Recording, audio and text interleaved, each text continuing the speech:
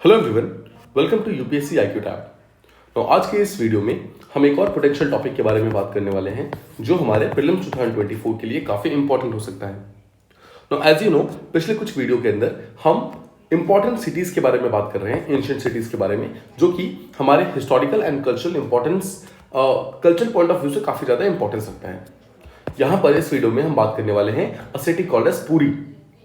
पुरी सबसे पहले कहाँ प्रेजेंट है? It is present in Odisha. Odisha के अंदर प्रेजेंट है और ये काफी कल्चरली इंपॉर्टेंट साइट है। समझते हैं।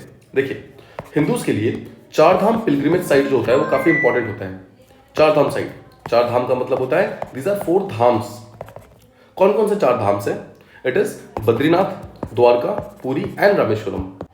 ठीक है, तो ये मेन चार धाम्स है और उनमें से एक बहुत ही इंपॉर्टेंट धाम जो है वो पुरी के अंदर प्रेजेंट है। ठीक है, I hope it is clear. देखो, अगर आप इंडिया को देखेंगे तो इंडिया के बिल्कुल नॉर्दर्न पार्ट में उत्तराखंड के अंदर प्रेजेंट है बद्रीनाथ, साउथ के अंदर प्रेजेंट है केरला के अंदर प्रेजेंट है रामेश्वरम। ठीक है, वेस्टर्न पार्ट में गुजरात के अंदर प्रेजेंट है द्वारका एंड ईस्टर्न पार्ट में ओडिशा के अंदर प्रेजेंट है पुरी। सो आप देख सकते हैं चार डिफरेंट कोने जो कि भारत के अंदर है, वहां पर चार धाम्स प्रेजेंट है। उनमें से एक पुरी धाम भी है जिसके बारे में आज हम बात कर रहे हैं। No, Puri as a city को श्री क्षेत्र कहा जाता है। श्री क्षेत्र इसलिए बिकॉज माना जाता है कि पुरी जो है वो श्री, देखो श्री वर्ड जो है ना वो मेनली कृष्ण भगवान के लिए इस्तेमाल किया जाता है, कृष्ण भगवान के लिए। ठीक है, सो कृष्ण भगवान के ही एक रूप है जो कि जगन्नाथ भगवान है, वो यहाँ पर रहते हैं, वास करते हैं, इसलिए इस जगह को श्री क्षेत्र कहा जाता है।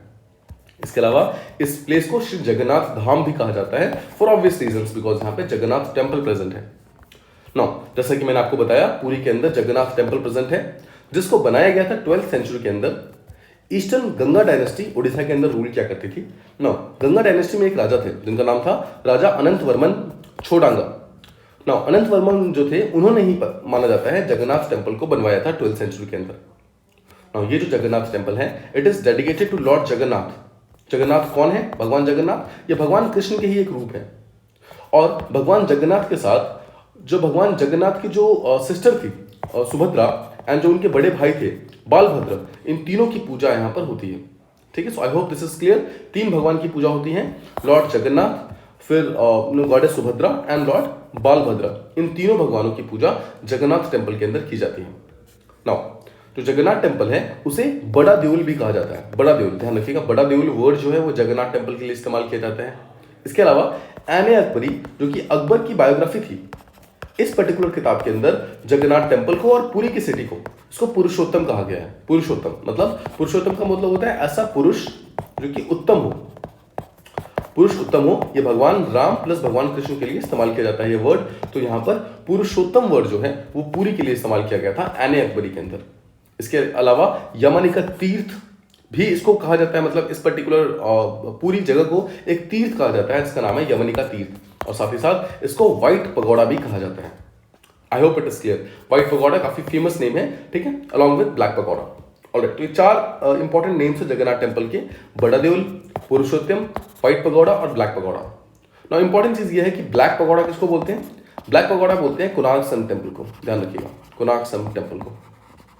Alright, so I hope this is clear. This is white pagoda, Jagannath temple, and जो black pagoda है that is यहाँ पर सन, जो कोणार्क सन टेम्पल है। Alright. Now माना जाता है कि जो जगन्नाथ टेम्पल है उसको 18 टाइम्स इन्वेड किया गया था बाय डिफरेंट रूलर्स। अलग अलग रूलर्स ने 18 बार इस पे हमला किया है, इस मंदिर पे। नाउ जो ये हमला हुआ था ना, ये रिलीजियस रीजन के कारण नहीं हुआ था, मतलब किसी ने इस कारण नहीं किया था कि ये हिंदू टेम्पल है इसलिए इस पे अटैक करना है।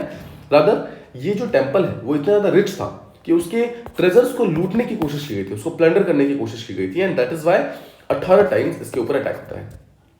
जो पहला अटैक हुआ था, फर्स्ट इन्वेजन हुआ था, वो माना जाता है कि 8th सेंचुरी के अंदर एक राष्ट्रकूटा के राजा थे गोविंद III, उन्होंने सबसे पहले पूरी सिटी में जगन्नाथ टेम्पल के ऊपर अटैक करवाया था।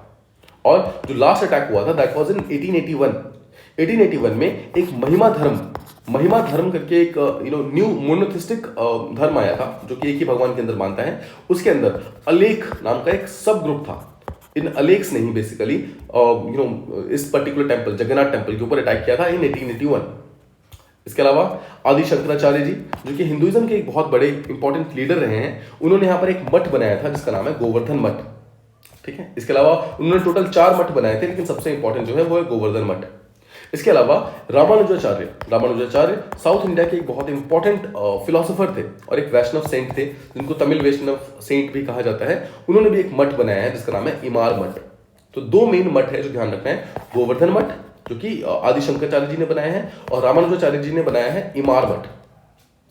इसके अलावा पुरी के साथ कुछ और साधु लोग, जो साधु संत होते हैं, वो कनेक्टेड है, जैसे कि भृगु, अत्रि, मार्कंडेय, ये जितने भी इंपॉर्टेंट सेजेस हैं ये सब रिलेटेड हैं पुरी के साथ में।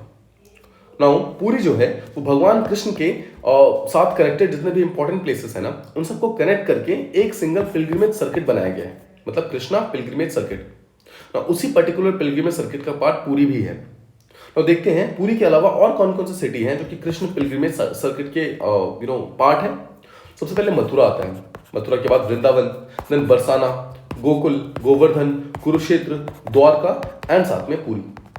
ठीक है, टोटल ये 8 प्लेसेस हैं जो कि कृष्णा पिलग्रिमेज सर्किट का पार्ट है। ठीक है, दिस इज वेरी इंपॉर्टेंट, ये क्वेश्चन यहाँ पर डायरेक्टली पूछा जा सकता है बिकॉज ऑब्वियसली अभी राम टेम्पल का इनॉग्रेशन हुआ है। तो जो भगवान राम थे वो विष्णु जी के इनकारनेशन माने जाते हैं और विष्णु जी के ही इनकारनेशन भगवान कृष्ण भी है। तो यहाँ पर उनके साथ कनेक्टेड जो पिलग्रिमेज सर्किट साइट्स हैं ये क्वेश्चन पूछ सकते हैं because it is a part of art and culture along with ये ट्रांसपोर्टेशन का भी पार्ट हो जाएगा, ठीक, इंफ्रास्ट्रक्चर डेवलपमेंट का भी पार्ट हो जाएगा हमारे सिलेबस से। इसके अलावा पुरी के अंदर स्पेशली जगन्नाथ टेम्पल के अंदर से 4 मेन फेस्टिवल्स मनाए जाते हैं। फर्स्ट इज रथ यात्रा। रथ यात्रा में क्या होता है, जो तीनों भगवान होते हैं, मतलब कि भगवान Jagannath, goddess Subhadra and god Balabhadra, इन तीनों को ही रथ से बाहर निकाला जाता है, मतलब रथ पर बिठा के बाहर निकाला जाता है और उनकी एक प्रॉपर यात्रा होती है। उसके बाद वो वापस टेम्पल में आते हैं। उसके बाद एक चंदन यात्रा होता है, देन इज स्नान यात्रा एंड फाइनल इज नबकल बेरा। नबकल बेरा, ये 4 मेन फेस्टिवल्स हैं जो यहाँ पर सेलिब्रेट किए जाते हैं। आई होप पुरी के बारे में आपको सारी इंपॉर्टेंट चीजें पता चल गई। नाउ पुरी की लोकेशन को हम देखते हैं। अगर ये इंडिया है तो इंडिया में ईस्टर्न साइड में दिस इज ओडिशा और ओडिशा का एक कोस्टल सिटी है called as Puri. Just remember, Puri के ऊपर के साइड में सिमलीपाल सेंचुरी है, सिमलीपाल सेंचुरी भी ओडिशा के अंदर प्रेजेंट है।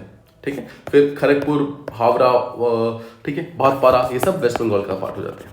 I hope it is clear कि पुरी के ऊपर में सिमलीपाल सेंचुरी भी प्रेजेंट है। I hope it is clear. उम्मीद करता हूं पुरी के बारे में जितनी भी इंपॉर्टेंट चीजें थी वो सब चीजें आपको समझ आ गई हैं। If you like this particular video, please leave a like button, share this video with the friends and subscribe to the channel. Thank you so much for listening.